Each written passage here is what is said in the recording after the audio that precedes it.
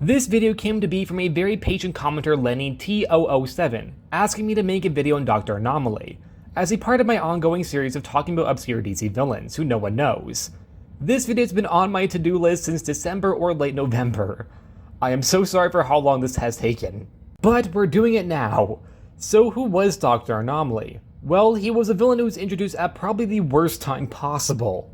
Justice League of America issue 240 from 1985, which was only a few months before Crisis on Infinite Earths, where worlds died and a lot of plot lines were dropped. Therefore, this is Dr. Anomaly's only ever appearance, even though it ends on a cliffhanger implying the character will come back, which he doesn't. Now, this story is a time travel story with different time periods being used, that being the years 1932 in the Great Depression, mid-1960s early Justice League stories, and 1985, which was the present day. Although because of the sliding timescale, the 1960s and 1985 are treated as if they are far closer together, likely implying maybe only a 5 years difference, even though in the real world there had been about 20 years. I'm explaining this off the bat because it feels easier than explaining it as it happens and changes throughout the story. We start our story in present day at Star Labs, with Daphne and Fred. Yes, their names are Daphne and Fred, where they mentioned having had something happen between them last night. Is that what I think that means, or does it mean something else? I'm pretty sure it is what I think it means. Feels kind of a weird implication with a Scooby-Doo reference. Anyways, Daphne is Fred's boss at Star Labs, and while doing the routine joke flirting and time scanning, as one does at their workplace, they notice that there's a man in a time stream, seemingly trapped. Somehow, they're able to rewind time on the monitor to see the origin of this man, with what Fred calls his magic fingers, which I bet Daphne knows a lot about. This man is Phineas Quall from 1932, during the Great Depression, where he was one of the few with a high-paying job to live and thrive, having a strong authoritarian views to trust in the government's process, while also being friends with authority and believes that the people starving are just quote-unquote lazy for not finding work. Also, I should admit my bias in the fact that I am libertarian, therefore I have a bit of a biased perspective on this concept. So I should point out the fact that to me it comes across as very sleazy and just overall kind of a horrible person. It might not to you. Maybe you're offended if you're authoritarian and this is the character's perspective, or perhaps you support it, or I don't know. Just to me, maybe because I'm biased, or perhaps the fact that it's just my general moral ideals, this comes across as him being a complete fucking dickhead. A homeless man would hold him at gunpoint, needing money for his family, but Phineas isn't amused, being able to knock his ass down since the man is already weak without any food in his body.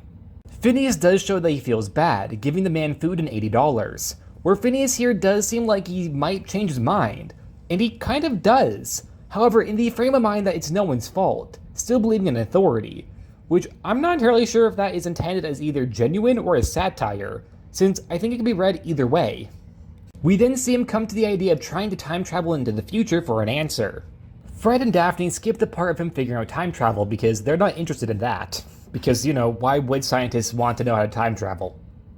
Phineas travels in time in a capsule he puts into a cave, so everything around him, including his experiments and technology, would still be there in the future when he arrives. He travels in what in the real world would have been the 60s, but in the comics lighting timeline would have likely been like 5 years ago, this being the peak of the superhero. Phineas checks this high-tech monitor he made, as he watches police brutality and protests against authority, which he finds disrespectful, saying that the youths need to respect authority. This reminds me of every time someone calls me woke. He then tries to put the blame on something, so he puts it on the superheroes, thinking that they're inspiring the youths into this behavior to define authority. This seems to be actually perhaps a commentary on the comics quit authority, with there being claims back in the day that comics apparently corrupted the youth, made them go against their parents, made them go against authority, made them their own people, making their own choices, which is bad apparently. Which here's why I think this is intended to be satire, due to his beliefs and claims being very close to words or near word-for-word claims about comics with Frederick Wortham's Seduction of the Innocent, where Frederick Wortham claimed that comics apparently corrupted the youth, made them delinquents, and also homosexuals. Apparently those go hand in hand. In a way, I think it could be a commentary on how sometimes the changing lens of society can be jarring to some, and looking for someone to blame. But it could also be progress. Maybe it's a good thing regardless of your political beliefs to not just fall on your knees to any form of authority. We see a quick glimpse at the Justice League fighting the Royal Flush Gang. And who in the hell is that yellow brick guy? He judges Batman and Wonder Woman's names, but he actually likes the Flashes because it was a nickname he once had. Was this detail setting something up for later or just for padding? Also, there's a bit of an unclear area in this issue when it comes into the League lineup, because here we can clearly see that Martian Manhunter is a member, but he's nowhere to be seen later in the story, in a scenario where it's called All the Members of the League. But he's here at the start, so I'm not entirely sure if they just forgot about him, or if perhaps he wasn't meant to be there in the first place. Phineas tries to travel back, but he can't. He does further research and decides he's going to take out the League, minus Martian Manhunter, using time-traveling technology and other technology he has to become Dr. Anomaly. He watches an encounter the League has with the Key to figure out that Superman is the most powerful member of the team, and therefore he has to go down first. Also, the League lineup is now shown to be Superman, Batman, Wonder Woman, The Flash, Green Lantern, The Atom, Hawkman, and Aquaman, which is based on early JLA stories in the 60s. Which does seem a bit inaccurate since both Martian Manhunter and Green Arrow should be members at this point, with Martian Manhunter being a founding member and appearing in this issue already, and Green Arrow having been a member before The Atom and Hawkman. It's Superman Day in Metropolis with the supporting cast sitting around to celebrate him, when there's a spaceship attack, but when he tries to fight it, it shoots him and he disappears from the scene, with most believing that he's dead. We then see Dr. Anomaly turn him into pure energy, putting him into a jar with the label Superman.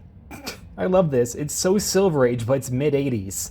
Although this story takes place in the Silver Age, so it makes sense. We then see him do the exact same to Batman, Aquaman, and Hawkman. The remaining Leaguers, Wonder Woman, The Atom, Green Lantern, and The Flash discuss at their once cave base, concerned about the rest of the team being missing, as Anomaly watches on his monitor taking note of Green Lantern's need to charge his ring. Dr. Anomaly appears, starting what is in my opinion the best part of the story. The fight is very dynamic with the heroes given, but it also does a good job at displaying Dr. Anomaly's technology. He manages to come down as an actual threat, despite the fact he doesn't technically have any powers of his own. He does manage to take them down one by one. Also in this panel, Wonder Woman looks so unimpressed that Barry was easily defeated. She's not concerned about his well-being, but annoyed that he got taken down first. He also reverts time on Green Lantern's ring before he charged it, making him powerless. Anomaly just seems to flick the Atom. The disrespect. They all fall until it's just Dr. Anomaly versus Wonder Woman, where he reverses her functions to kind of just push her, but at that moment Superman's energy in the ship knocks over. The four heroes on the ground manage to work through their wounds and get back up. I'm not entirely sure how Green Lantern or Wonder Woman worked out their issues, considering their issues were a lot more difficult than the Flashes or the Atoms, but sure, I'll go with it. While the Captured League are freed from their capsules. Anomaly knows he can't win, and does what he can to get out of there, jumping into the time stream. Which brings us to the present day of 1985 of Fred and Daphne viewing the time stream scan of Anomaly being trapped, just for him to burst out free where he thanks them before teleporting away, with Daphne saying she'll call the League. The story ends with Fred and Daphne talking where Fred asks her out for dinner. If you're wondering, this was their only ever appearance as well. I'm sorry if you like these characters. To me, they were certainly characters. They were characters that existed in the story, alright. Which, okay, I will admit, I do like their names being references to Scooby-Doo. But other than that, I don't think they were really needed for this story. They could have just been any scientist without any personal connection to each other or personal drama. In fact, it could have been established characters who were scientists at Star Labs already. Dr. Anomaly as a villain, I think, was getting set up for something. At least a part 2 to this story, or perhaps as a character to go forward in DC Comics. But at the worst possible time humanly possible, because Crisis was just in a few months. And this plot got dropped, it got dropped hard. While I don't think he would have worked as a long-lasting foe, he definitely deserved a conclusion because there were elements here I found really interesting. Some ideas that I think were likely to set something up, but they never happened. It is also a little hard to review this character or review this story since it very much feels like a part 1 of a part 2 story, without the part 2. And because of that, a lot of the stuff in part 1 I feel like would have been a lot better and hit more if part 2 existed. But because it didn't, there's a lot of questions that are just unanswered, since, well, we have no idea what happened to the character afterwards. In sense, he might have just simply ceased to exist. There's also ideas here that aren't completely developed as to if it's intended to be a commentary, but like on which, and if it is, on which side is it meant to be a commentary on? It's not entirely clear if we're meant to agree with Anomaly, because I personally don't, but the story kind of frames it like we should. But I still don't. I don't. However, maybe you do. The character, however, does make some contradictions to his own beliefs, so I'm not entirely sure if that was intended to be setting something up to like have a character call him out for being a hypocrite, or if perhaps that was an oversight or just simply not caring. I will say I do think his gimmick is a little similar to villains like Kronos and Abracadabra, but different enough I think they could all exist. In fact, I think you could do a pretty cool story with them teaming up. I do think they would likely turn on each other, but it could still be an interesting storyline. It was also nice to see this league roster again, since at this point the main league didn't have many of the original members left. With the focus now being more shifted to characters like Vixen, Vibe, Elongated Man, and Zatanna, all characters I love by the way. Well, Vibe is kinda debatable, but it was nice to see a roster closer to the original. That also might be why Martian Manhunter disappears in this story, because he was still an active main member of the team at this point, unlike, say, the Trinity. You could also do a pretty cool storyline with Anomaly going against the current league. Well, the current league at the time. Have the character kind of compare the two leagues, be surprised by the new members. Since he's more used to the original now, maybe he'll be surprised by the new characters and their powers. If he fought the current league as of 2025, he would be dead. This story overall I would say is fairly decent, dare I say good. It definitely has some pretty big problems, the biggest being the fact it doesn't have an ending. I'm also not a fan of Fred and Daphne, they really could have been cut from this story entirely. I mean, yeah, I guess the scientists are important, but why does it have to be two original characters no one cares about? It could have been Emil Hamilton and Jeanette Clyburn, who you might not care about, but they already exist and somebody cares about them. I do.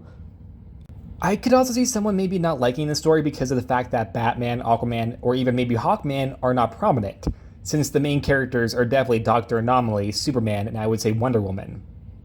That's personally not a problem for me, but I could see that being a problem for someone else, primarily because Batman has literally nothing to do in this entire story.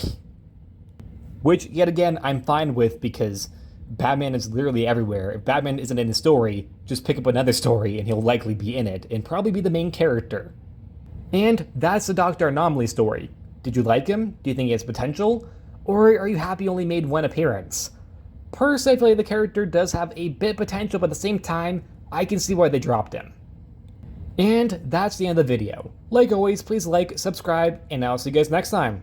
Bye!